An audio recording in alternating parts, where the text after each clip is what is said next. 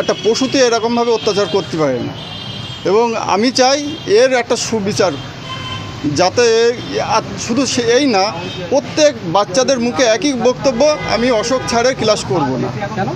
তার এতটা ভয় পাই বা এতটা সেই হিংস্র পশুর মতো ব্যবহার করেছে তাদের সাথে, সেটাই আমার মনে হয় যে আমার ভাইপোর সাথে যে একটা পশুতে এইভাবে হিংস্র করতে, সকাল 11টায় ওর, সে আমি মানছি পড়া পারে না বা বদমাইশি করে, এটা আমি মানছি, কিন্তু তার পরিণাম যে তার নাক কান দিয়ে রক্ত বের করা, এটা কি মাস্টারের শোভা পায়? এটা গত 3 দিন আগে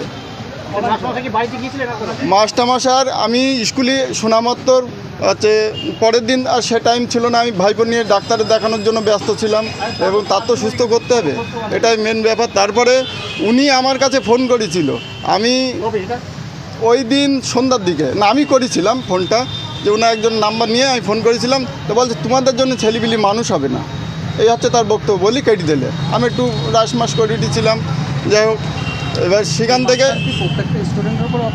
প্রত্যেকটা বাচ্চার পরে এইরকম ব্যবহার, প্রত্যেকটা বাচ্চার পরে, এবং আশপাশে ভাইয়ের ছেলে মেয়েরা না কোনো বাচ্চা, আমার ভাই আশপাশের ওর সাথে যারা পড়তো বা ওর মানে সাথে যে ছাত্রগুলো, তারাও স্কুলে যেতে ভয় পাচ্ছে। এর মাঠ দেখে, এর যেভাবে মেরেছে, 11টার সময় মেরেছে বাসটা আমাদের এই ভাইপোর, আর বিকাল 4টে পর্যন্ত ওইভাবে বসায় রেখেছে, ওর দিয়ে ওর গার যে রক্ত ওর দিয়ে পরিষ্কার করাইছে এবং জামা ধোয়াই নিয়ে এসছে এবং ভয় দেখাইছে, তুই জন্য বাড়ি গিয়ে বলবি না। কি চাইছেন আপনারা? আমরা চাই ওই রকম মাস্টার ওই স্কুলের জন্য না থাকে। আপনার নাম? আমার নাম উত্তম দাস। বাংলা পড়া পারিনি, ওই জন্য আমাকে নীল ডাউন করে দাঁড় করে দিয়েছিল, আমি পারিনি, ওই জন্য আমাকে মেরেছে। কোথায় কোথায় মেরেছে? এইখানটা মেরেছে, কানের পাশে, আর এই কানের পাশে মেরেছে, আর কি করেছে? আর দেয়ালে মাথা ঠুকে দিয়েছে। দেওয়ালে মাথা ঠুকেছে? আপনি বলেনি কিছু তখন যে কেন মারতে বা বাড়ি যাওয়ার কথা বলো? হ্যাঁ বলেছিলাম। তারপরে কি বলছে? তারপরে বলছে না, যাওয়া যাবে না। যাওয়া যাবে না? কি নাম তোমার? আমার নাম রুদ্র দাস। রুদ্র দাস। কোন ক্লাসে পড়ো? 4-এ। কোন স্কুল? কাউনকে আবেদনের প্রাথমিক বিদ্যালয়।